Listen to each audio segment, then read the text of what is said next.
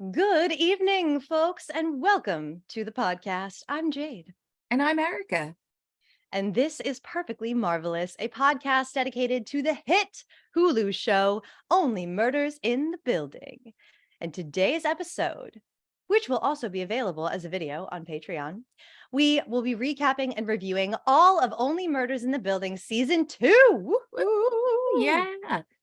If you would like to listen to all of our episodes ad-free and access bonus content like video podcasts like we're doing right now, go to patreon.com/perfectly marvelous podcast and sign up to be one of our most marvelous members. Yes, and shout out to the most perfectly marvelous ladies in all the land: Lisa, Gail, Kimberly, Lori, Liz, Kathy, Melissa, and Jane.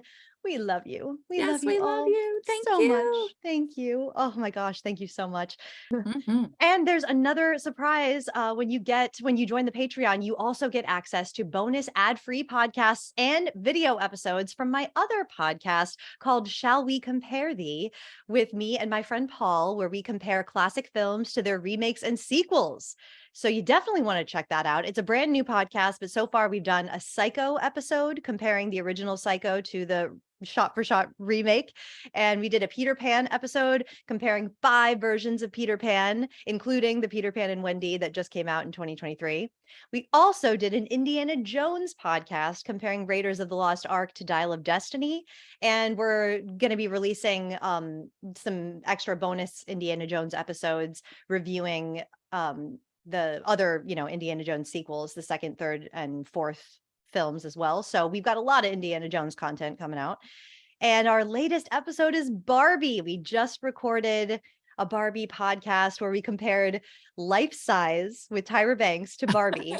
And that Wow. was interesting, to say the least. And we actually just recorded like an extra little Barbie uh episode, because after we watched the film, a couple of days went by and I was like, you know what? I have more thoughts. I think that my thoughts have maybe shifted or changed. Barbie is came out of nowhere, and it really sparks a lot of I still thoughts. have not seen it. I need to see it. I Oh, you actually got to see it. I haven't seen Life Size either, which Oh, classic. I think it came out a little bit when I was a little too old to see it, but that's Yeah, okay. yeah. But I do know of it, and that's awesome. Yeah, it's a fun episode. Even if you've never seen Life Size, you can the majority of the conversation is really Barbie. Mhm. There's a lot to talk about. It's unexpectedly a lot to talk about. I can't wait.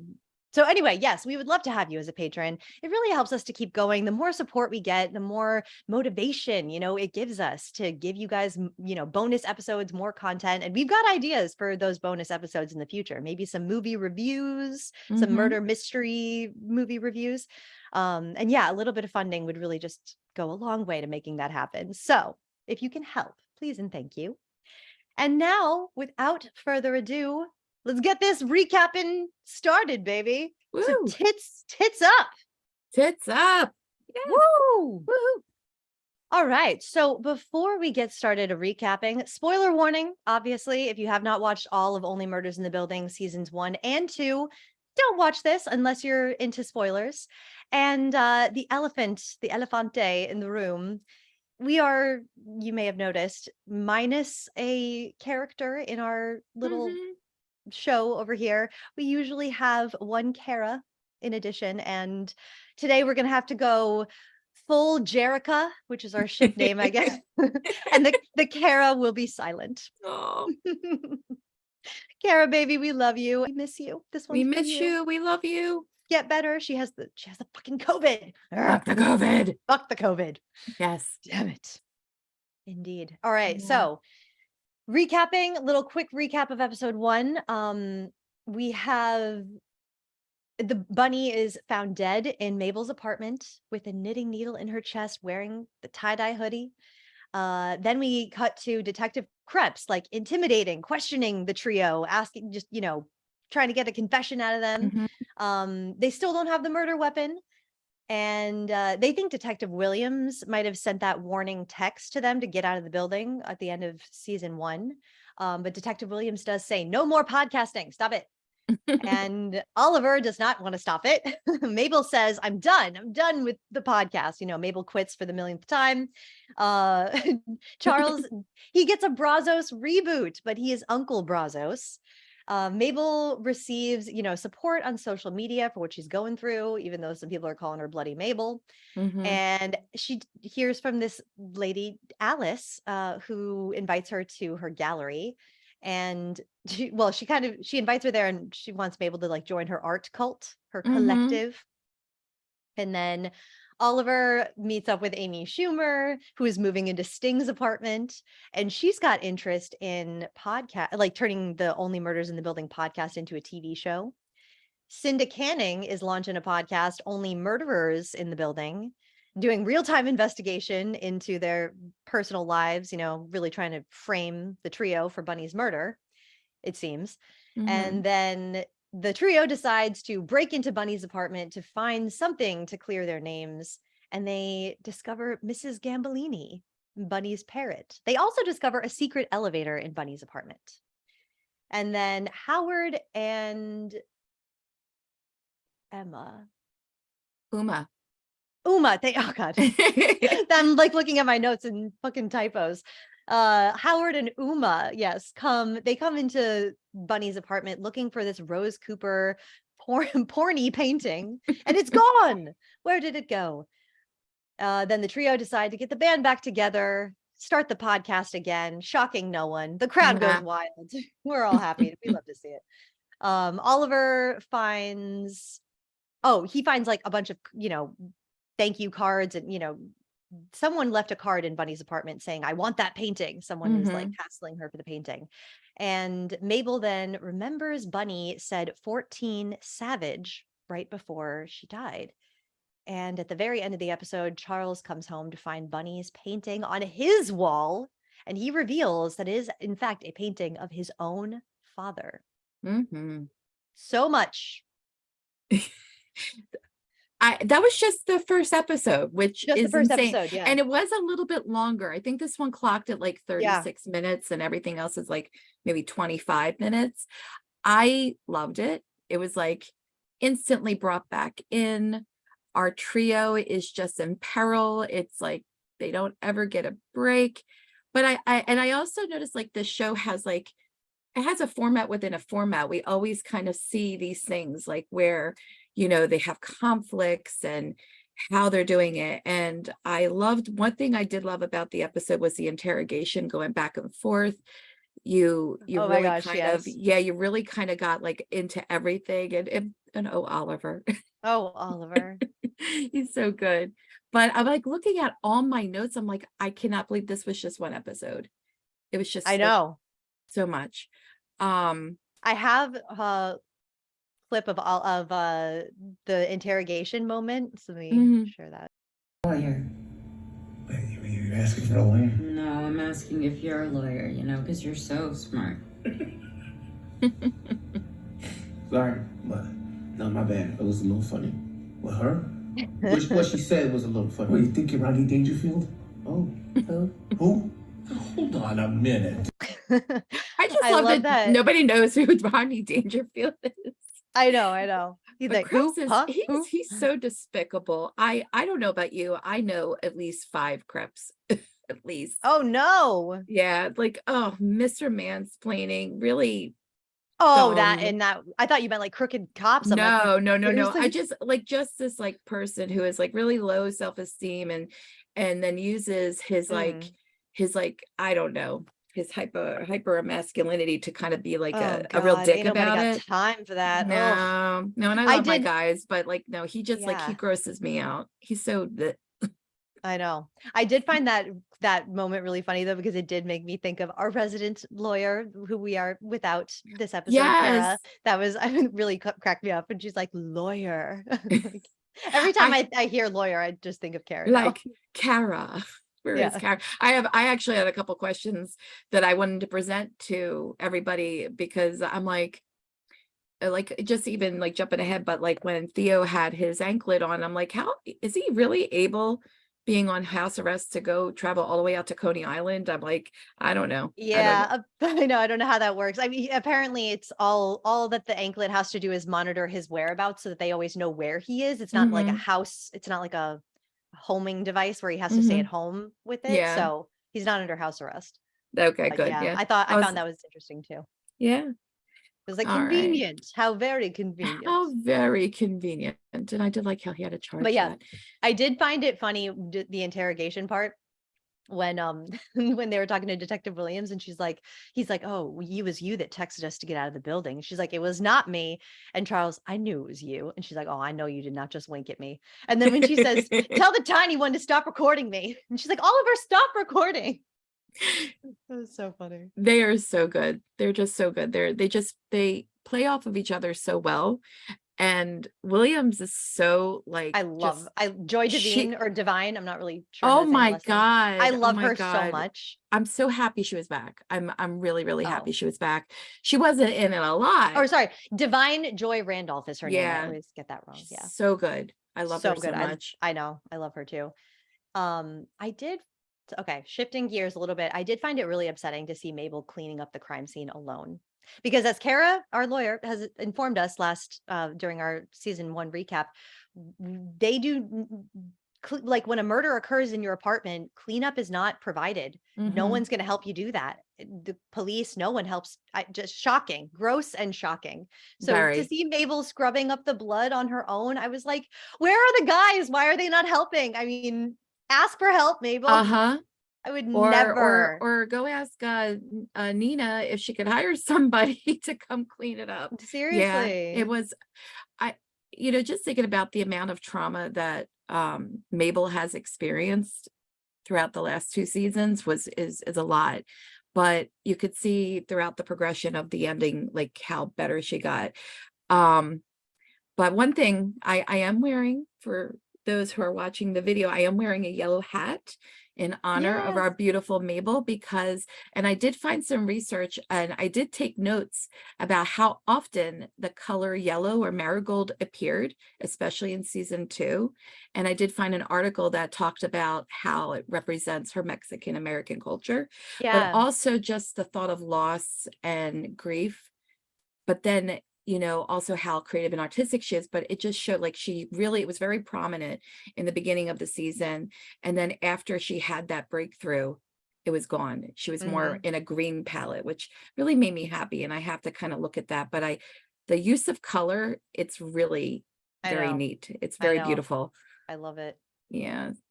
So I was really excited by that. But yeah, you're right.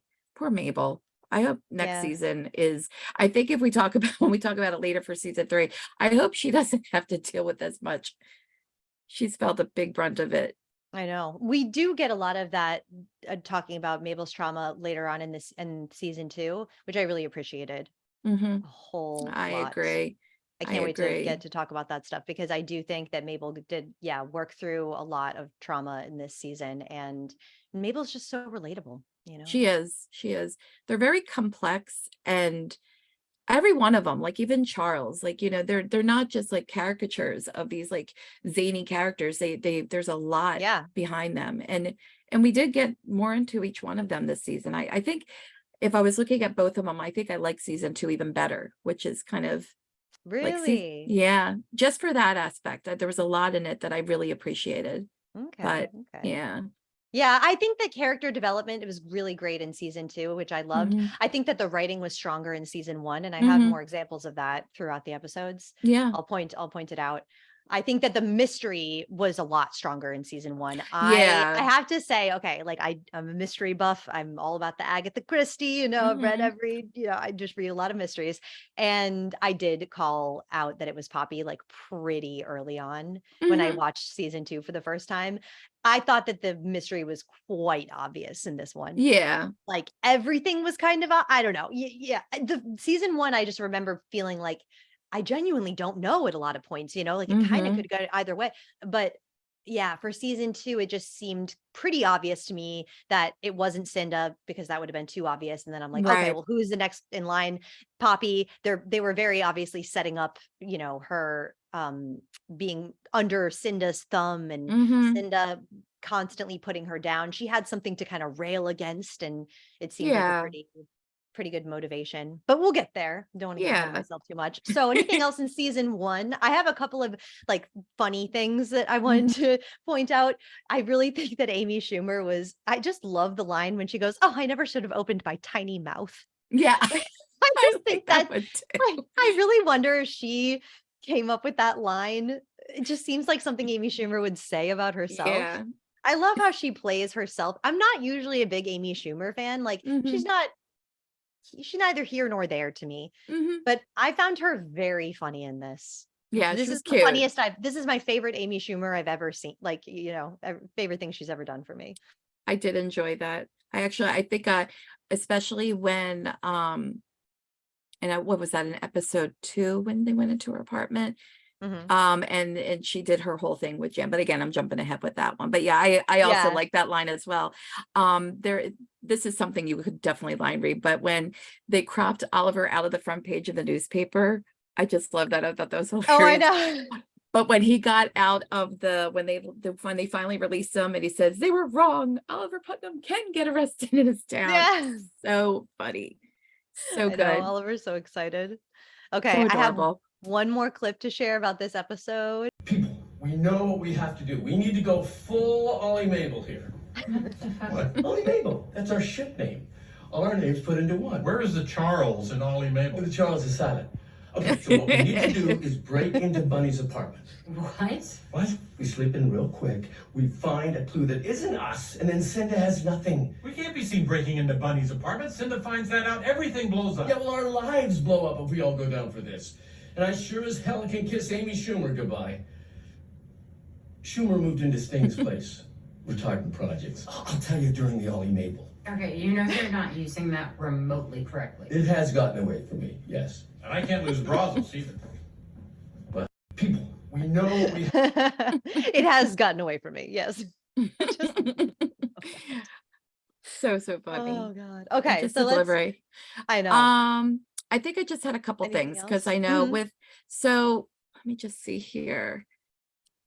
I know this is where we were introduced to the puzzle. I think that was just something that was really kind of like that was a theme throughout the entire season, were puzzles and finding the pieces. And that was the introduction where Mabel talks about how her dad gave her, was that the episode? Let me double check. Yeah. Oh, yep. Mabel received a puzzle of Frida Kahlo from her dad.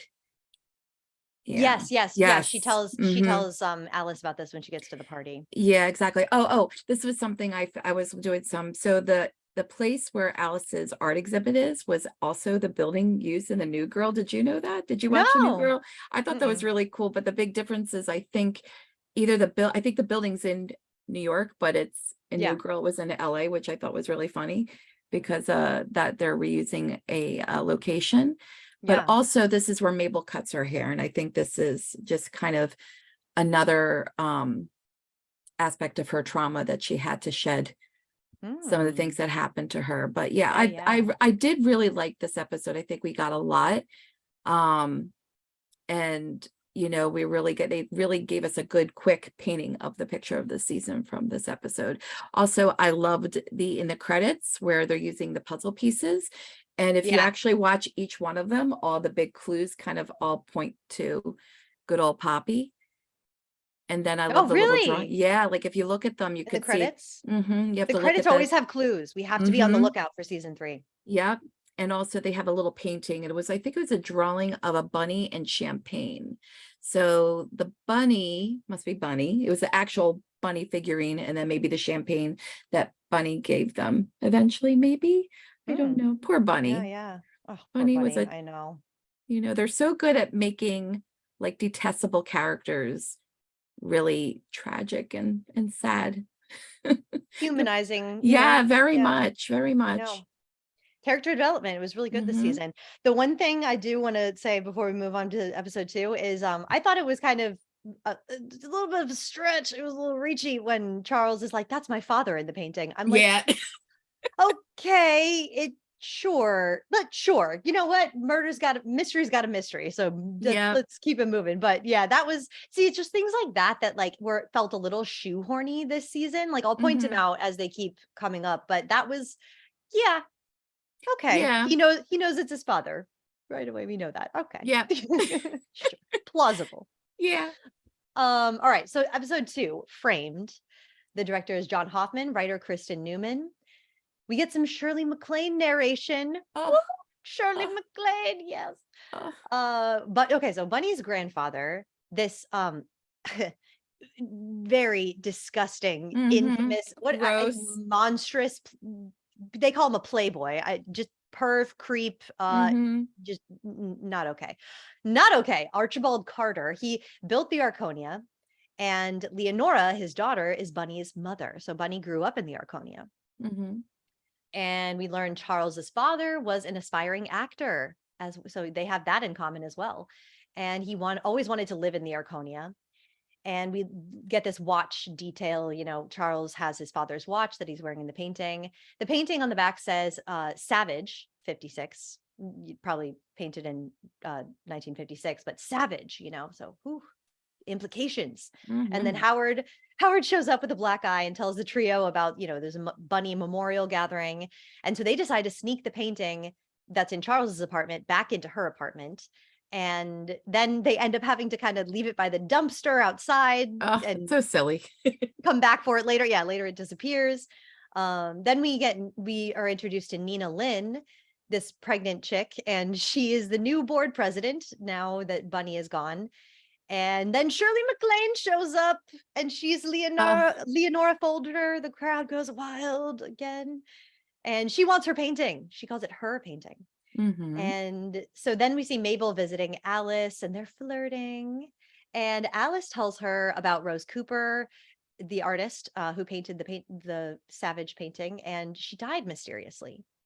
And then she asks Mabel to destroy a sculpture that Alice made of her, of Mabel. And she does. She destroys it, and then they make out. And Oliver then meets with Amy Schumer, and Amy Schumer wants to play Jan in the Only Murders in the Building TV show. And Amy Schumer also has the painting that they left by the dumpster. She now has snatched it up, and it's in her apartment.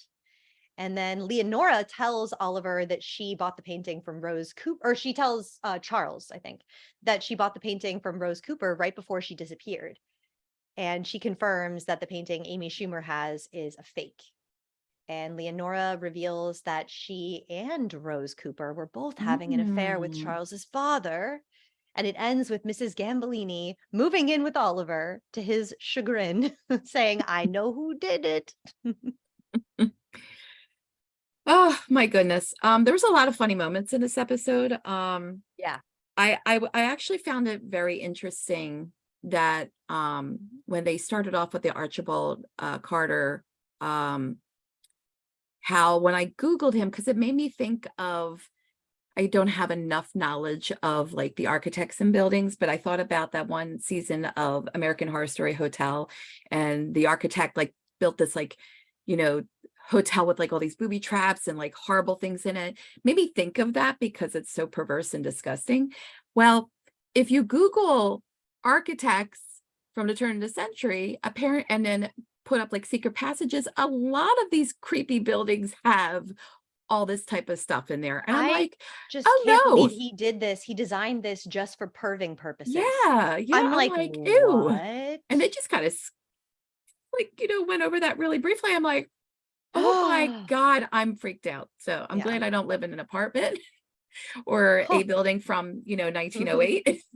Yeah. So yeah, it was pretty horrible.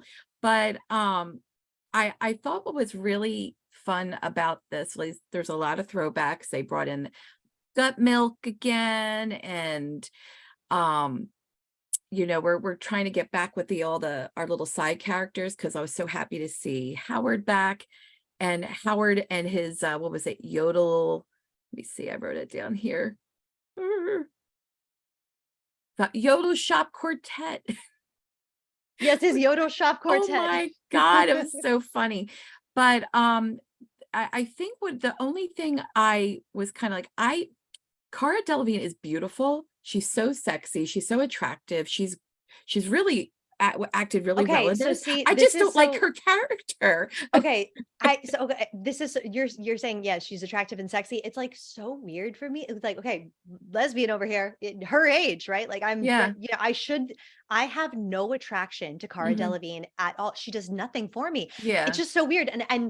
Her acting, like she just I get it's like weird. I can't emotionally Mhm. like relate to her on Mhm. screen, every time she's on screen, I just kind of check out, like I'm a little Yeah. bored.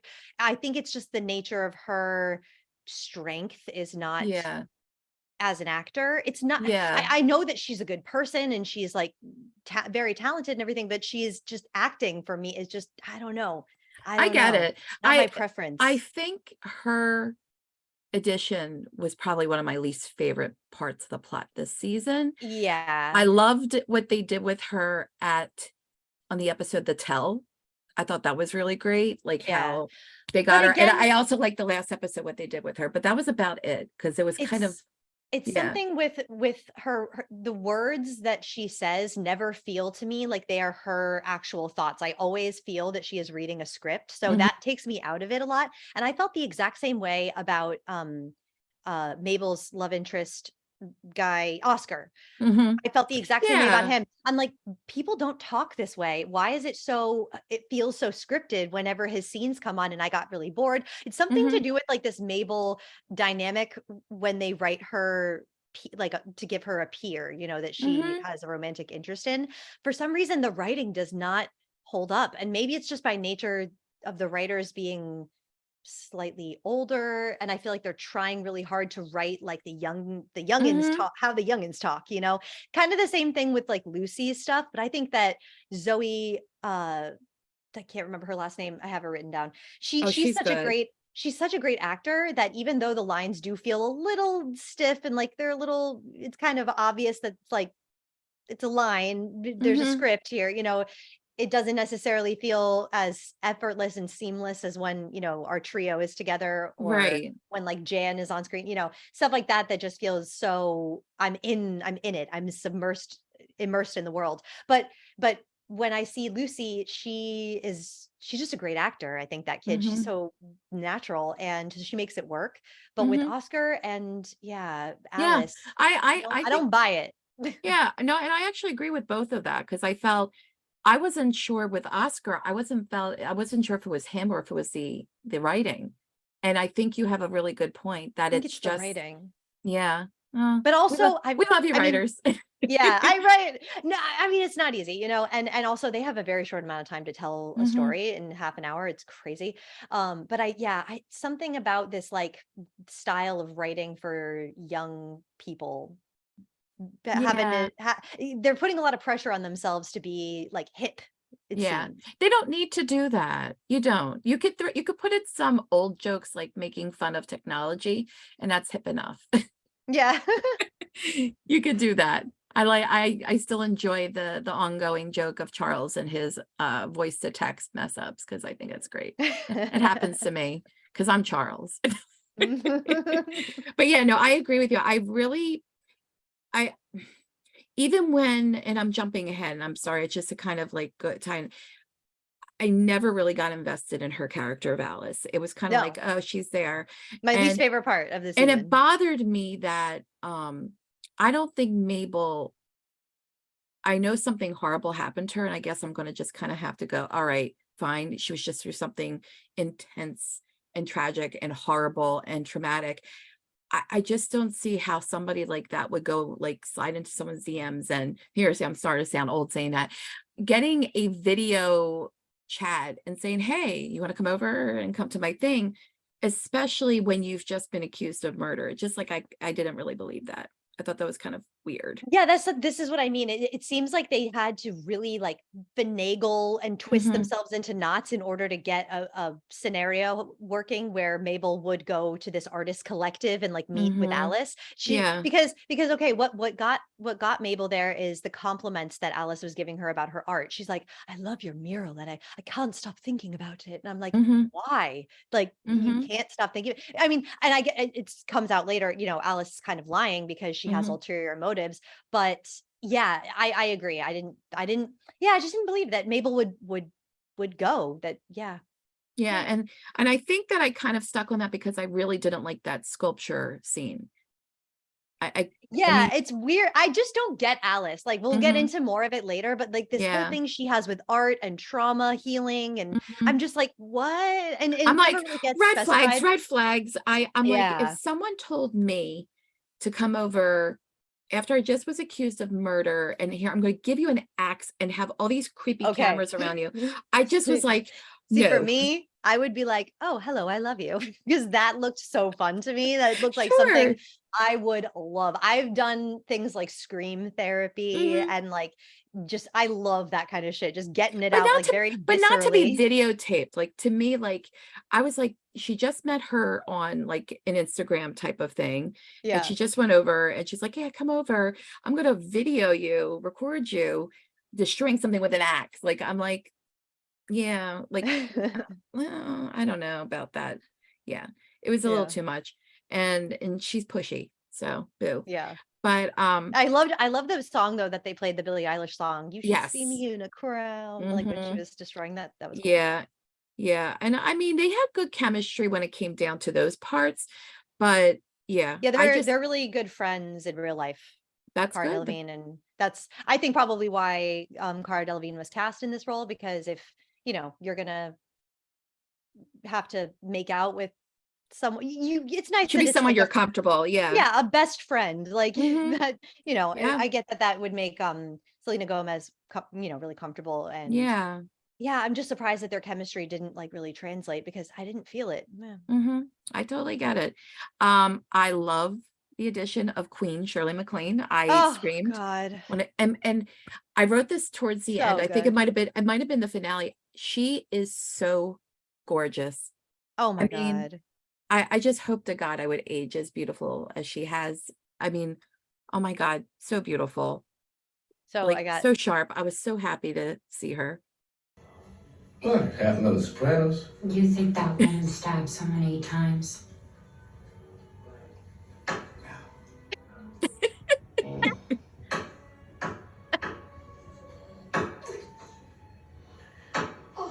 Well, we'll put a pin in her for now. Okay, Charles, we will text you when we're downstairs for the painting so we can sneak it up. And please, I beg of you, just be cool. Hey, who's cooler than me? Everyone.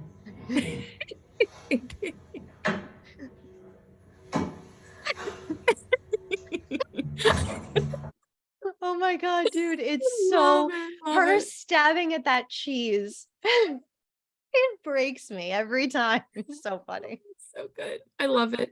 It's so funny. Oh, And that she's was so apparently written in good. this that was written in the script too, and it wasn't written like that detailed, but Shirley MacLaine just Oh, she being just the went with it. being the Listen, legend that she is, yeah. There was I actually one more clip I have from this episode that I really enjoyed with the use of Mrs. Gambolini and the way that they like insert her parrot squawks were cracked me up. So I gotta share one more. maybe I could say I'm cosplaying Mrs. Gambolini because she's a yellow-headed parrot. I love her. I also want to mention they didn't change. Oh, go Oh ahead. no, not that one. I was just going to say they didn't change the There's credits. not a What? They didn't change the intro credits. So I wonder if we're going to still have Bunny and Mrs. Gambolini. Like I was like, oh my God, poor Bunny. We're just going to keep on being reminded that she's I gone. know, and apparently, I think that it's after this episode that it switches. She's no longer walking a Hmm. little dog. She's walking a parrot. Hmm. I love I it. think it's in episode 3 that the switches. Yeah. Okay, so this is another clip here. Bitch. She was all alone in this world. No children, no family, only me and Mrs. Goddamn Gambolini. Why didn't the killer take that bird instead of her painting? Actually, we're not sure the killer has the painting. Of course the killer has the painting. Are you talking about my painting? Who are you? I'm Leonora Folger, the mother of Bunny. I need those glasses. Where the fuck is my painting? Yes, It's not- queen. I know. I love the way that they gave her the same glasses as Bunny. Oh, she's Um, gorgeous. She's so gorgeous. And But the guess way what? what? Attention to detail. I said attention to detail to give her the Yeah. same glasses. Well, that was right. We learned later that's because she's a good little con artist there. But Mhm. yeah, the way that they insert the like "fuck off," like the parrot, it's really brilliant comedic It is. timing. It's so good. All And right, she sounds like anything Bunny. I know. I Oh, and yeah, because that is Jane Howdishell is the voice of Mrs. Gambolini, who plays Bunny. I was pretty sure of this. Like I can usually tell when a voiceover, like I'm good at putting voices mhm. to actors. And I was like, is that her though? Like, I don't know. It sounds like it might be a guy. It sounds like it might be different people, or maybe they got a real bird. I think maybe some of the squawking might be a real bird, but that is Jane Howdishell doing all of the Mrs. Good. Gambolini voice. We I need know. her to I was work. like, She needs to continue to be working. she's so good. I love Jane Howdishell. We'll talk She's more about great. her in a moment. I Anything just else want to, from I just want to shout out Jackie Hoffman. We just need Oh, more of the her. queen. We did not have Yes. enough of her season 1, and I'm just so happy. And I know we're going to get to it, but like her friendship with Bunny was just adorable, and you could see her like how sad she is, and I know. but I just am so happy to see her again. I got to see her in Hairspray. She is in the musical Hairspray. She was so good. She was the Oh my God. she was the matron when they did the big dollhouse. Mhm. She's hilarious. So That is I amazing. just wish I got to meet her, but I love her so much. I have one more clip to share. I just realized the Amy Schumer Jan moment was Oh God, I hope really, ass is in there. The really ass. good. Yeah. I just wanted this naked painting of Charles. This isn't me. Then I don't want it. Get it out of my Stings apartment. Well, I'll take it back. Just some rando's balls on my wall. Ugh. Hey, so, was I believable? As? Jan. Oh, thank God you were in character. So you're not insane. No. Oh. Well, I should be going.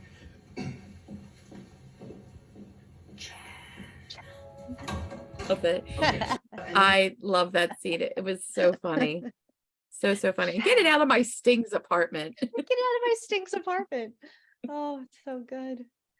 And a All lot right. of discussion of the balls on that painting throughout the I know. season. So Very funny. balls forward. Oh yeah, and Howard's got some great moments too. Mm-hmm. Like when when he comes to the door and he's like, I knew it was your girlfriend, like episode 8. And he's like, well, that would have been Yep. nice if you'd have told us. I wanted to see how it ended, Charles. Yes. I love that.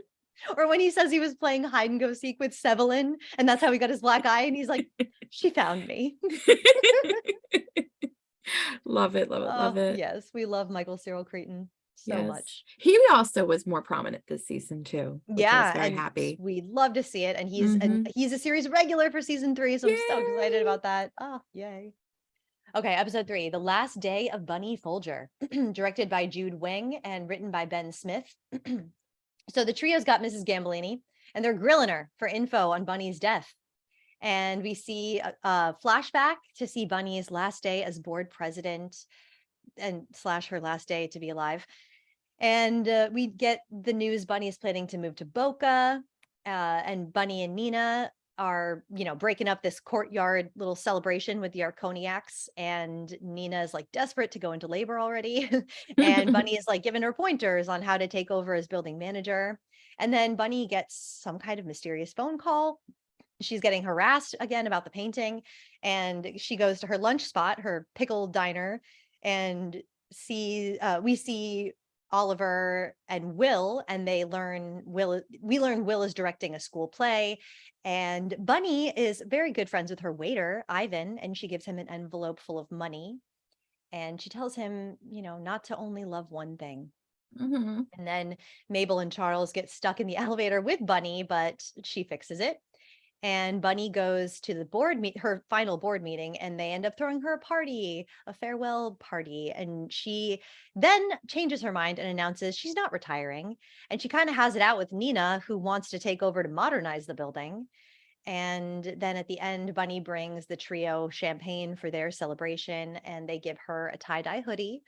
And when she doesn't get invited into the party, she cries outside the door. And then Bunny goes home and she's watching TV with Mrs. Gambolini, and knock, knock, knock. There's a murderer at the door. And Bunny opens the door and says, "What the fuck do you want?" And then Mabel, we see her come into her apartment to get the champagne, and she finds Bunny dead. All the pieces are coming together. Yes, they are. This episode was really it like I said earlier, I said they really kind of gave us the layers of Bunny. She's not just this old homogeneous old lady, although she is, but she's also very lonely, and she's married to her job. She takes her job beyond seriously. And the building seems to be like an extension of Bunny. Yeah, I mean, she was born there. Like, she lived there her whole life. Her great grandfather built it. Yeah, she's her like grandfather. Yeah, I think it was her grandfather. So I mean, it makes sense. But I also liked how when she fixed the elevator, like they're like, oh wow, she's really good. Like, she really knows her job and really does take care of that building. Yeah. And I also thought about like how Nina is just like, ooh, even though I think pretty early on, I'm like, I know she's not going to be the one who did it. I'm just like, she does seem like she's just trying to get her out as quick as possible, kiss her ass, and then just do it. So I felt really sad for Bunny in this episode. It was really depressing. God. And I'm like, God, she's really, like, they made her very pathetic and lonely and sad. Like, she just didn't have anything. And even her little speech that she wrote. But I loved how they started it with, like, it's my last day. And then they playing throw that it song, in. "I'm gonna live till I die." I'm gonna live till I die. That was really good. Let it cry. It was a perfect song. Yeah, they really did. Oh, and she was also looking at her newspaper with Jan on the front page. I love these little Easter eggs they throw out in this little world. Like, they kind of continue to remind you, like, everything is, revolves around the Arconia. Yeah, but you see here. Also, when we saw Bunny, like, with Mrs. Gambolini, and she's like doing her little speech, practicing her farewell speech, and she's got her little weights and her curlers in her hair. It was just so like you're saying, like, lonely and sad. I felt so bad for Bunny. I know. And she would have a pet that would talk to her, even though it just kind of makes sense because that's how she's communicating. I mean, I'm glad she had Uma. She wasn't completely by herself. But I had just a couple notes. She's not bad. Oh, so one thing I noticed is that when she stops at the food truck, she's carrying this particular bag, and we saw it before when Oliver broke into her apartment. It's the same bag. So I just thought, okay, it ties that in a little bit. Continuity. But also, and then what was I going to write here? I'm sorry. No, you're fine. I always have so many notes, and I'm like, ugh, blah, blah, blah, blah, blah. I think the way they had the trio, like they were so arrogant about like solving the murder. I don't know. It just seemed a little too exaggerated for me a little bit. Like, but then again, maybe not. Maybe because I don't know. Help me think about this, because Bunny was such a jerk to them. Maybe that's right. Why. I know. I keep having to remind myself. It's like so hard when you all of a sudden get another perspective on a character like Bunny and you understand why they are the way they are. It's so hard to remember. Oh, they were a total like heartless bitch, a couple of episodes ago. And I had a really hard time realizing that they are kind of justified in not inviting Bunny into their apartment. But it really did kill me when I was like, they're kind of responsible for Bunny's death, because if they had invited her in, she would have lived. And that's like, the thing that surprised me more than anything is that in hindsight, the trio is not more, oh my God, we had so much to do with this. Like, we are responsible, none of that. There was like, they don't really talk a lot about, I think they touch on it they touch on it a little bit. But it would be I would be plagued with guilt. I mean, I would be not okay. I would be unable to move on for a minute if I had known that me not inviting someone into a party saved their life. But I would be plagued by the fact that she was wailing outside my door. I know. And that they opened the door in enough time that they could have maybe knocked on the door and tried again, but they didn't even do that. Like, if they did that, I would have been like, okay, they at least attempted. But yeah, that would, yeah, like even that alone bothered me. But Bunny is a total like asshole because she Yeah, says she something. is. She says to Lester in this episode, which really cracked me up. You're as useless as tits on a nun. I'm like, I am using that. Yes. Oh my Love that God. expression. So funny. Oh, But God. yeah, I think I had to, like when they had the whole cake situation, and they did invite her to join them, but instead she just decided to go, oh, permit this, permit that. And Yeah. so I mean, Yeah. their relationship is justified, except for the fact, like the whole like not inviting her in. I thought, I'm like, come on now, guys, or at I least go know. check on her. It was like, it's just sad. Another thing I noticed was that Marv's merch. Did you see the Evelyn like keychains? So No, gross. oh my God. There are Evelyn leg keychains. Stop Yes, it. it's so Stop disgusting. it. I'm like, Oh oh my no. God. I'm like, I was like, see, oh no. I'm like, that is so gross. I do not want one of those. How did I never catch this?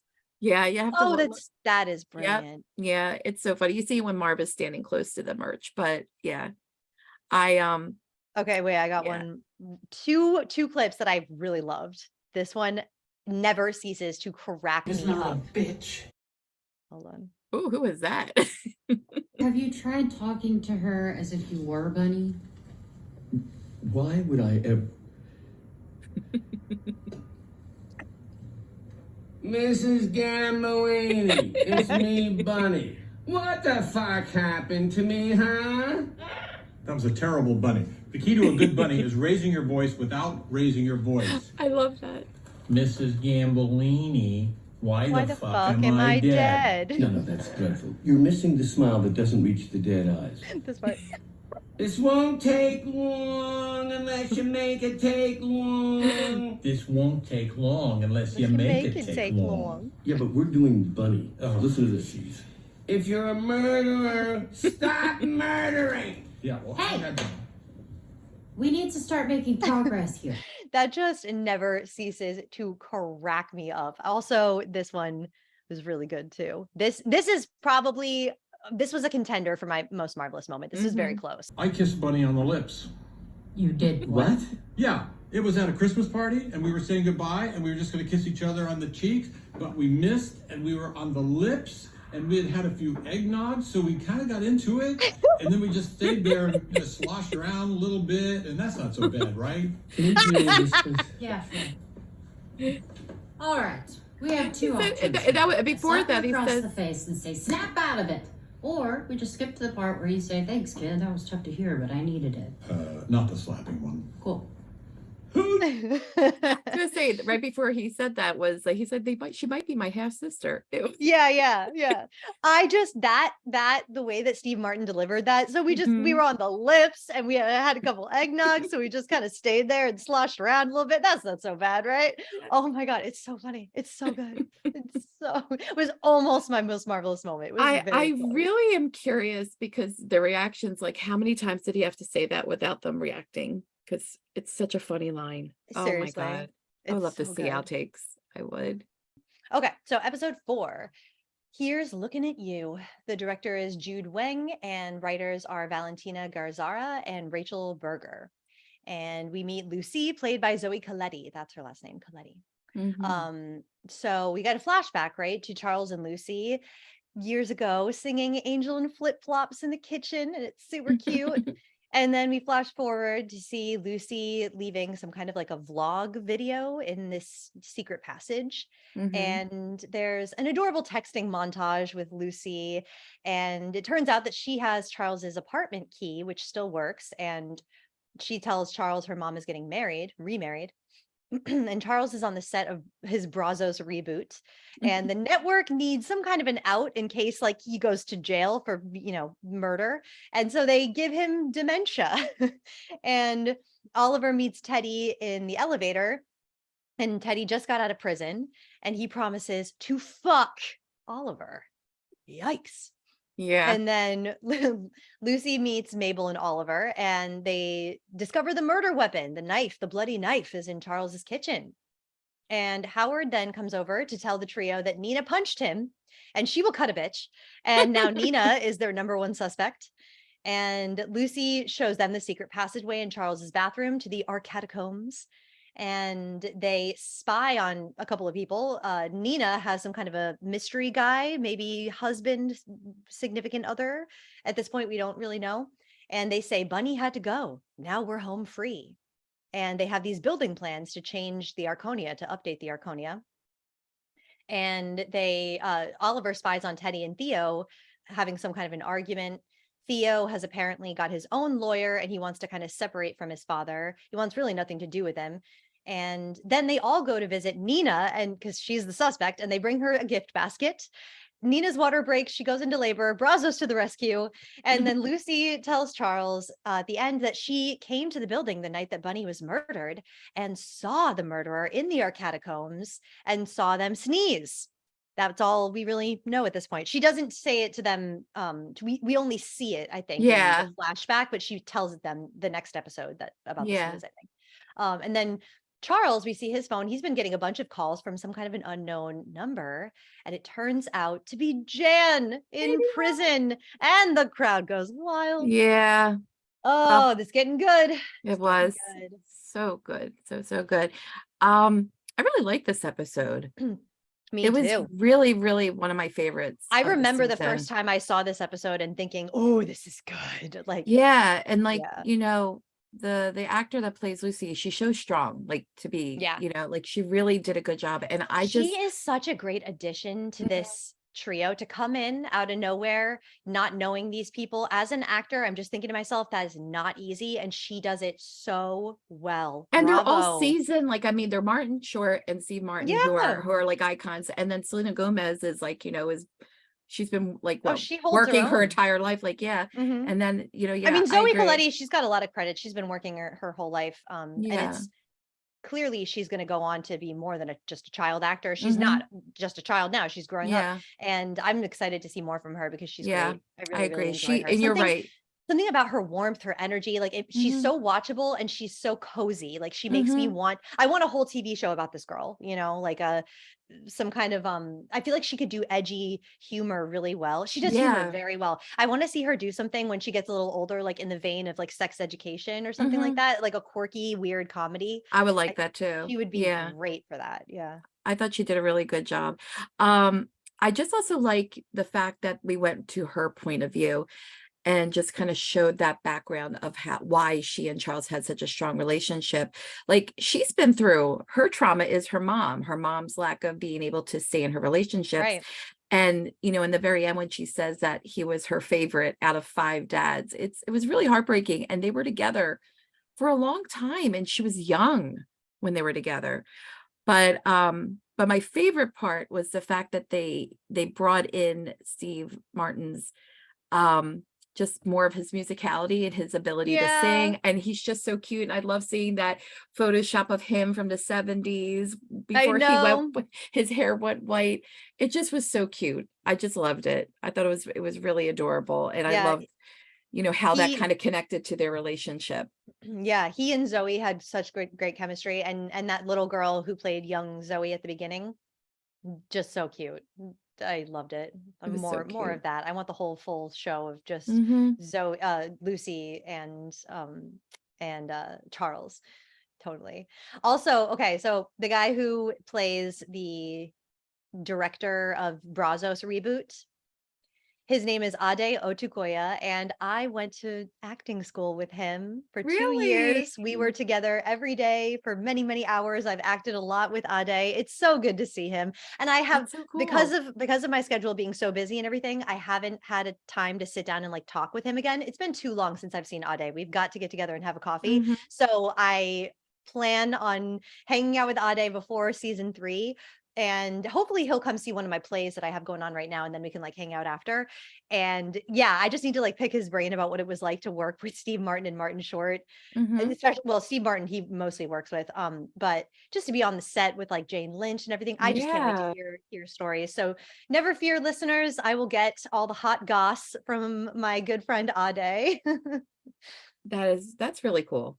I know. I It's was so exciting. happy to see him on my TV screen. I remember the first time I saw this season, I was like, Ade, oh my God, And yay, he go and he was you. really commanding with it. I know that's a smaller supporting role, but I remember him instantly. Oh It was yeah, really, and he had so yeah. many memorable lines when he was just like, touch of dementia, the way he Yeah. said that. And then at the end when he was like, and your dementia is in remission. Yeah, I loved it. It was so good. I Super texted good. him. I think I DM'd him when I first saw this season, 2 years ago, and I was like, "Ade, your dimension is in remission." This is one of my favorite lines, the way he said it. It's so good. Oh, just to go back that he that Charles made $200,000 a year. Was that in there? Yeah, Because it's been sampled by 50 rap stars like Post Malone. yeah, yeah. Like, all right, Seriously, Charles. I gotta say, things like royalties and everything are so important. And like, I don't want to get all political about what's going on right now, but as an actor myself, like, if it were Mhm. not for those royalty checks for my voiceover work and stuff, I mean, I wouldn't be able to live in New York, you know? Mhm. So yeah, when he said that, I was like, it sounds astronomical, but like, no, it's true. Music stuff and voiceover stuff, commercial stuff, Mhm. it pays well. It's the soul sucking things you got to do as an actor, But that now Although makes sense. I don't think Charles would consider that soul sucking. He enjoyed his little He angel and sure flip flop did. song. But also, I think that supports why he lives in Arconia. I don't think he would be living there with his Brazos money because it's even if it's in syndication, it doesn't seem like it's that popular anymore. But that Mm, kind of helps kind of show why he's, living in this nice building. yeah, Yeah. exactly. Just I really in Nathan Lane plays evil Okay. really well. He scared the shit out of me. Okay. Hold on. Wait for it. Do you Wait have for it? it. I've got it. Oh, That's me. Well, I guess I'll see you around. Oh, definitely. Because I'm going to fuck you, Oliver. oh.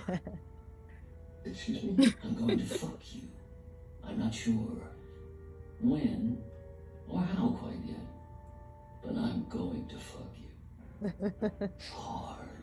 Harder than you've ever been fucked before.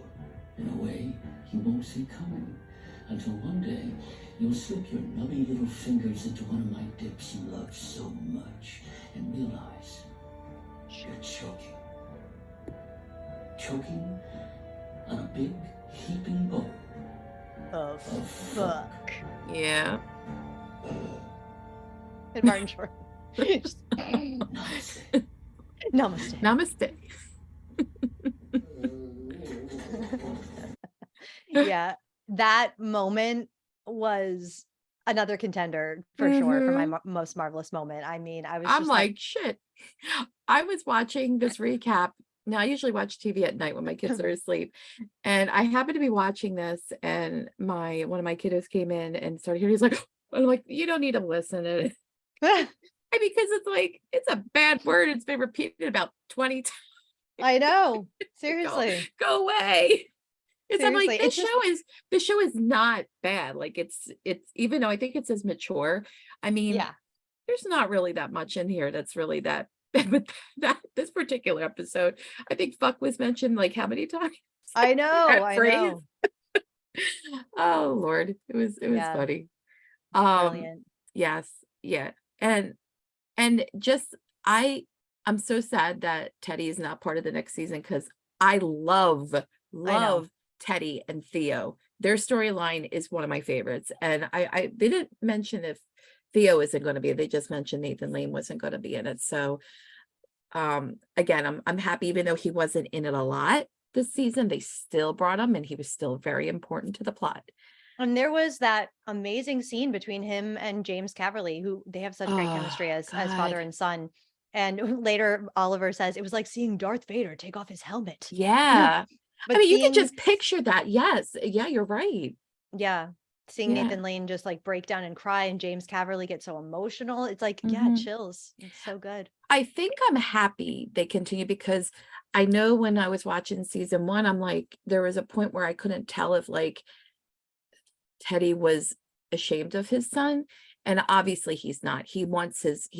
desperate for his son's love because he doesn't know how to. Like like his relationship with his father was so horrible. And we Mm. learned that later in the season, but all he wanted his son's love, but he got his son mixed up in like, Yeah. in crime, and he can never undo that. Like it's done. So yeah, love Teddy and Theo. Couple of other things I want to mention. The couple of lines. The knife that is a murder weapon That was knife was Oliver's. gross. Yeah, right. But Oliver says it was his opening night gift. Which, okay, you get a knife for.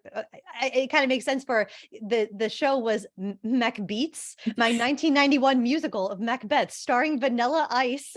Just can we all just take a moment and let that image just stay in your mind for a second? It's amazingly hilarious. It Vanilla, really I is. need to see this. I need this to be made, please. Vanilla I think Ice, we need to get someone to Macbeths. I think we need someone to kind of grab every single show that Oliver had been a part of. Oh, And actually, please. and Charles, because Charles has really good ones in here. The Just Deliverer. that was my favorite. I wrote that one down. Just because Do I like, deliver or do I deliver? yeah. And the So look on funny. Selena Gomez's face when he was like, don't worry, I might have to deliver this baby, but I did deliver 52 babies or something on season 1 of The Deliverer, and every baby was delivered Yeah, they're healthy. And I'm like, Selena Gomez just looks like, yeah. are you nuts? Like Oh my her God. like just no words, just her faces are like her attitude faces. She just Uh-huh. no one gives face like Selena Gomez. No. The silent attitude look of The like silent you what should the be fuck. ashamed of yourself. What the fuck? Yeah. It's so good. It really, really is. Oh, and I don't know if I could say this one, but when they're in the bathroom and Oliver was oversharing and he said his grandmother would say, Oliver, would you like, wait, I'm in the Oh bathroom my too God. long. Would you like me to come in there and rub some Vaseline on your rectum? And they're just like, what? I'm like, what? I think that was just meant for everybody to just stop. Like, what Yeah. did he just say? Yep. Oh God. Yep. Yeah, Yeah. that's a There lot. there I is love a how the writers just go there though on the show sometimes. I do too. You're just like, wait. Oh, but when they're holding the knife and he's like, why am I holding this knife? And he throws it up in the ceiling. Yeah. Howard was like, in this season, he was kind of like Kramer or Larry from Three's Yeah. Company. He just Yeah, kept on exactly. like he just burst Popping in up. there. But I was so expecting. I remember when I first watched it, I was expecting, oh, he's going to see the bloody knife and then he's going to Mhm. faint. Come on, give me the faint. Give me the faint. And it never happened. I was like, you missed opportunity for a callback. Yeah. But then they would have had to explain, the murder weapon, Yes. all that jazz. But I was surprised that we didn't get a callback faint. That would have No. been, Well, no, well, they did say in the very end that he's like, I fainted 3 times and only one of them was real or whatever. Oh yeah, that's right. Oh, we do get it. Never mind. You're right. You Yeah, are yeah. right. But it was such Only it the other one was acting. And he does this Yes. like he stands up and he goes like acting. I think Oh my that's how God, I I act. love That's Howard. me. I think I'm Howard too. Are you Howard? Yeah. Oh God. Oh, You're he's the so, resident he's Howard. so he's so cheesy. Oh, but it's so good. He's so camp. He's just Yes, full he camp. is. He's adorable. Yeah, I love And it. I also a couple notes. Besides like Mm. Nina, I'm kind of glad we had this scene because I really hated her. I thought she was awful. But I liked I just liked how like she's like, am I going to be a good mom? I'm like that was very authentic. I'm like that makes sense because she comes across this as like, oh, I'm going to just attach him to my chest as soon as I do. I'm like, no, you're not. Shut the hell up. I But know. but I was looking at this one note. I'm sorry, I lost what The I was reading. naivete of a mother, Yeah. a Oh, no. a woman on a power trip. Who's like, yeah, I'm gonna have this baby and I'll just keep on Yeah, going. no, you're not. Shut up. You need help. But You know. no, I was just going to mention the design that they have for the Arconia was so ugly. It looks like it looked like a Oh, I boy. know. What the hell is that thing? I know. And I again, does the president of, I guess, what is she? The board president really have that much clout to do a complete redesign on the building? I don't know. I don't know enough Yeah. of these things. Cement details, as Yeah. Jan would say, details. I don't get hung Details. up on the details. Okay, Yeah. last couple of notes I have are funny lines. Oh, actually, I did want to call out, there's themes going on. I thought that this one was a beautiful introduction to the child parent theme that we have this whole season. And seeing like Teddy and Theo, how that makes Oliver want to go help Will. He's like, now I know where I need to be. And he goes to help Will with his play. And then he says the line, hey kids, I have a bag of Skittles for anyone who can stand on the yellow brick road. See, this is what they did to Judy Garland, only instead of Skittles, it was a bag of amphetamines. I was like, oh, He went you there. just He went there. went there. I mean, anyone who's listened to me podcast knows I have an affinity for Judy Garland. So any mention of my Judy is it's good to hear, I love to hear it, but gotta call out the amphetamine addiction. I was like, this is what I mean. Like they just go for it in their humor, and I appreciate it. Whether it's a hit or miss with me, it doesn't really matter. Just go. Like I hate when shows, especially nowadays, everyone's got to be careful. You got to be PC. Can't say the wrong thing. Don't want to offend anyone. It's don't be boring. Yeah. It's all I ask. Don't be boring. And It this show never happened. is. Yeah. And it's not, sadly, I mean, it's not too soon. She's been gone a long time. And things that are funny are usually based on something that was traumatic. Yeah. Yep. Yeah. It just is it's such a thing for Oliver to say, like how he then later makes a joke. Okay, kids, I gotta go. It's rush hour and the Holland tunnel will be as packed as Orson Welles' colon. I was like, what? He like repeats it. He's like recording himself. He's like, we see him walk in the door and he's like, as Orson Welles' colon. Everybody laughed, especially the children. Oh my God. It's so wrong, Oliver. It's so wrong, but it's so just bad. So right. I know. It's so good. All right. So episode 5, The Tell, directed by Shireen Dabis, written by Matteo Borges, and Rob Turbovsky. Woo, names. And okay. Oh, I wanted to call out Will is played by Ryan Broussard. I don't know if I've ever mentioned that actor's name before. And fun fact about Will, he only just started acting like really recently. Wow. He was a baseball player. He was shortstop for the Angels, I believe. And he got into acting when he, I guess, retired from baseball. And one of the first things he did was a Broadway show. He was in Take Me Out just a few years ago. Oh, so he went from wow. like, I just find that so cool that he went from like playing baseball in reality to baseball on Broadway. I just think that's fun fact, Yeah. That's cool. Hey, that makes sense. And we have young Oliver in this episode played by Samuel Farnsworth. Oh, he was great. Samuel Farnsworth, you are very talented, sir. I think he's a magician. He's obviously got magician skills. I don't know how much magicianing he's done in his actual actor life, but I just wanted to call him out by name because he was such a great young Martin Short. Not an easy thing to have to do, and he did it really well. Yeah, his voice was like, Yeah, right. If I close my eyes, yeah, he did a great job. I would love to know if he like studied how much he had to study Martin Short to pull that one off. Yeah, I might want to dig a little deeper on that one. If I had more time to prep, I would have done it. But anyway, okay. So in episode 5, Will explains in a flashback how Oliver is basically a human lie detector. He always plays the son of Sam at parties, and it's only possible to hide a secret from Oliver if you don't know what you're hiding. That's what Will says. Foreshadowing. Yeah. And later we find out like kind of wrong with the whole his wife cheating on him thing. But anyway, we'll talk about it in a second. Back to the recap. Charles asks Jan for help on the case, and Jan tells him to look for a storyteller or an artist, someone who composed the murder scene. Is there anyone new hanging around you trying to become friends?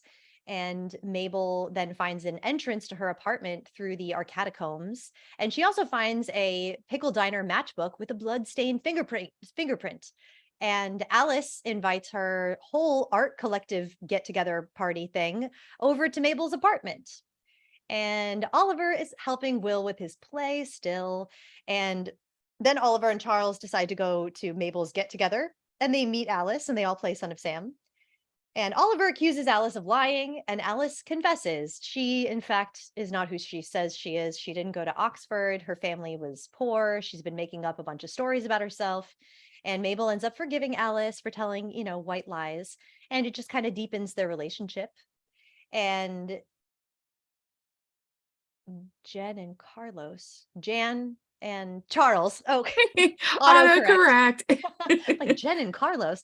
Jan and Charles continue to flirt over the phone and have this kind of long distance relationship. And Oliver talks to the waiter, Ivan, who Bunny gave the money to, and looks at some security camera footage from the diner of who Bunny had lunch with the day before she died. And they can't tell who it is, but they do know that that person took a matchbook. So then we see the Son of Sam card in Alice's purse at the very end. Mhm. And the last thing we get is Will tells Oliver that his ancestry test results came back and he's half Greek? Question mark. Dun, dun, dun. Dun, dun, dun. Okay. I loved the flashbacks of this episode, and I Mhm. loved the party. I could have probably made that my marvelous moment just because I loved how Martin Short, like he's just, I just loved it. The way he, like, I want him to come to my party. I want to play Son of Sam. It was just so Yes. theatrical. It was so, I loved it. I don't know if you could hear me rolling my eyes when Alice invited herself to have her party at her. I'm I like, know. how many times have they hung out? Like twice. I'm like, Yeah. who is this girl? But other than that, I'll put that to the side because I love that party so much. I thought it was hilarious. I loved when he brought out the pills. I Oh have my little lines of God. that. But I You can see the also, background actors too. Like clearly those pills were not, whatever that was in that bowl wasn't edible, because Mhm. they I always look at background actors, just because I do a lot of background, and they all just like took the pill and They just were were like- awkwardly like holding it. Like the background actors were just told like, don't eat it, You they're could like, tell. yeah, you don't want that. I was Maybe having a lot of fun watching the background actors this episode. There was a lot of them. was this film during COVID? Yeah, well, it was kind of like in the transition phase Yeah, out. because there was something that made me think about that, and I don't remember what it was, but yeah, I loved so much the introduction of the Son of Sam. It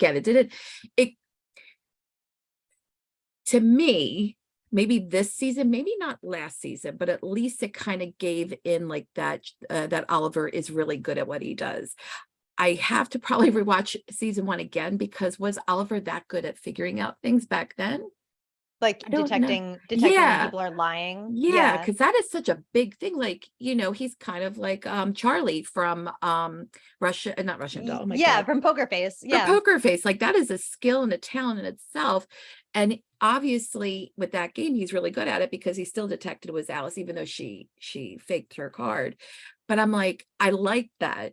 But then I'm like, oh, I have to watch back to see if The if he was- consistency. Yeah. I don't think that they knew that they were going to give him this talent in season Yeah. 1. I don't think so. Yeah. It's fine. It's also, so it speaks to like he's not really able to detect lies because he didn't know his own wife was lying to him. I mean, Mhm. that's so sad. God. Very, because I think Oh. we did know that his wife was cheating on him in the season 1 because I don't think we did. I feel like there was a dinner scene. Was it season 1 or did we? Yeah, did but we didn't know. We didn't know at Did that we point. meet There was a dinner Roberta? scene. Yeah, we Did saw meet her, but Roberta? And I wonder. I felt like there was just like she made like this weird. She was like making weird faces at him. I don't know. There was something about it. It could be because I watched season 2 before, but I'm like, ugh, Roberta. yeah, Roberta. Yeah. I don't Oh, like Roberta. you. No. Screw you, Roberta. No, You don't do that to frickin' poor Oliver. suck. Go away. Yeah. I wonder if we're ever going to find out who Theo's mom is, because I know. we don't know about that. But yeah, Or Lucy's another like I do not like you, Mhm. Lucy's mother. You kind of No, suck. I she mean, does we're only suck. getting we don't have her side of the story, so you never Mhm. know how, this show could make us be sympathetic with people that are apparently on the outside kind of bitchy. Mhm. But yeah, Lucy's mom sounds like a piece of work. Yes, But I yes. do love the father theme, how they really Mhm. put it through this episode. Oliver or Mabel and Lucy have this connection because they both see Charles as like a father figure, and that was Mhm. really sweet. Yeah, You I know, love that. yeah.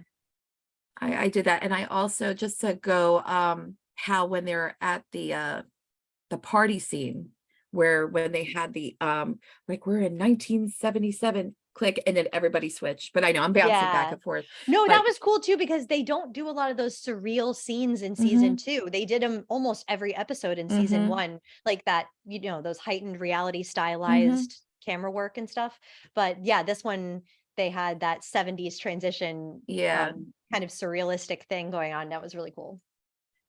Yeah, I like that a Oh, lot. there was another cool thing that they did. It's not a surreal scene, but they did this cool camera shot when it showed Lucy showing all of the whole gang, like the art catacombs. The camera did this really cool, like zoom backwards, like through the hallways, and like you could see the light pouring in through the cracks and stuff. It was just filmed really cool. Yeah, I agree with you. That Forgot to was mention that was a really good one too. And it felt like you could see through the cracks, like to the Yeah. outside. Yeah, because you know, it was only those peepholes we were supposed to be seeing through. Yeah. Yeah, Yeah. that's definitely a good call. Going back a little bit, but Amy Ryan, oh my God, I was so happy to see her. So happy to see Jan. Oh my goodness. Oh. And how Jan's just like, you know, how this is just like how we connected on the last case. And he's like, she's like, we really found our sweet spot. And he's like, you tried to kill me. Details. I guess this is like his Hannibal Lecter kind of moment. He just can't give her up. Janibal. Yeah, Janibal. I like that. Yes, I know. Oh my God. And yeah, I just like, she's just so good. It's so like, oh my God, I don't know if I could see her in anything else, because this is like such a good character for her. Oh, I want her to play Jan forever. I love Yeah. her as Amy Ryan was born to play this. I mean, they must have written it for her. Because like I've said before, it's like her character Holly on The Office, only a little unhinged. It's like Holly 2.0 unhinged. And now It's she's great. just, the hinge is gone. The hinges are gone. Yes. Yep. Just a couple notes. Let me just see here. Oh God, when Oliver came in, Dr. Oliver Feelgood brings out his son. I love that. It was so good. There's just a few things I just wanted to hear. Yeah. Do you have any clips on that one? I don't have any clips for this one, but there's a couple of lines like that when Oliver said, it's very hip to be bisexual these days. You're lucky, because back in the 1970s, I had to hide the fact that I had a lesbian lover. I'm like, what? That was hilarious. And then what? I was going to say, maybe Oliver, like, he's really good at detecting people like hiding things, but not when it comes down to his partners. Like they all cheat on him. Maybe that's what it is. Like he has a blinder on at that point. Yeah, sometimes when your heart gets involved, you can't see what's right in front of you. Don't I know it? Don't I know it? Another funny line that was improv by Steve Martin was when he said, I'm nervous to talk to people because I can come off creepy. Like that was something he just invented because they needed a better line for that moment. And then the background actors just were like, ah. They're like, I'm gonna go over here now. They're like, yeah, that's terrible. Yeah. I thought it was also funny how Charles was initially skeptical of Alice, and Oliver wanted to give her the benefit of the doubt. And as soon as they meet her and she compliments Charles, he loves her. And Oliver like hates her, like how he did with Jan. He's just like, nope, don't like that one. She's yeah. They swap opinions immediately. And it was because she like complimented or said something about his Scandinavian porn he did or where it was from. So weird. Like what is Charles doing? Oh, Charles. Oh God. Yeah, Alice is a good little manipulator. Yeah, like, she really is. It was truly one of the most brilliant Hoff scenes in the film. This was the reintroduction of the Arconiacs. They came back in this episode, wasn't it? No, that was it the one before? I don't know. That hasn't happened yet. I think it was in the Pickle Diner, wasn't it? No, it hasn't happened yet. Okay. But one other thing that I did want to point out, I saw in my notes, is like, this is an example of what I mean. Like the writing for this season is not super nuanced, because every time Oliver is with Will, it's like very heavy handed about like the family and the bloodlines and the genes, inheriting traits. And I'm like, okay, we get it already. We get it. Like, I'm not sure why they didn't want to make that more subtle, or I don't know. It just a little heavy. I agree with you on that. Maybe it was because, not that I have a problem with it. It's just maybe not because like the two of them don't look at all alike. Maybe it was kind of just like, yeah, we get it. Like they don't resemble each other at all. I don't know. Yeah. But yeah, I agree with you on that. I can definitely. Oh, know? I remember thinking at this point at the end of this episode when I first watched it, I remember knowing for sure that it was not Alice was not the killer, because I thought to myself, Cara Delevingne's not as a good enough actor to be the killer. Mhm. No offense, no shade. I know, a little shade, but and I remember thinking to myself, it might be Teddy, because I'm Mm. like, if they're gonna have a killer, it's probably gonna be like a celebrity, and Uh-huh. I remember really strongly suspecting Teddy at this point, but then quickly going, no, no, no, like, 'cause it's too obvious. If you're Mhm. suspecting anyone midway through the season with Only Murders, it's probably not gonna be that person. I'm curious to know if they're gonna do the thing, because they haven't done it yet on this show, if they are gonna do the thing where they really make it obvious that they want you to think it's this person, and then they make it so obvious that you go, well, it can't be because it's so Mhm. obvious. And then finally at the end, it in fact is the most obvious Like choice. it's a red herring, but it's like Mhm. not a red herring at all. Right. Like the red Yeah. herring is supposed to be considered a red herring, but it's actually just a Mhm. herring, Yeah. not in fact Just say red. it's Yeah. a herring. Yeah. Because this show is getting a little easy to predict in that way. Because if Mhm. it's like, they never let you really suspect a person for too long. As soon as someone is called out, they're cleared right away, which I Yeah. kind of wish they would like let us wonder a little bit more, but Mhm. immediately they always clear the suspect. So yeah, I wonder if maybe next season they're going to put someone really forward in our minds as like Mhm. killer, killer, killer, killer. And then when they got us all fooled, then Mhm. it's like, yep, in fact, they are the killer. Yeah. Yeah. I'll be interested to see that. Mhm. Yeah.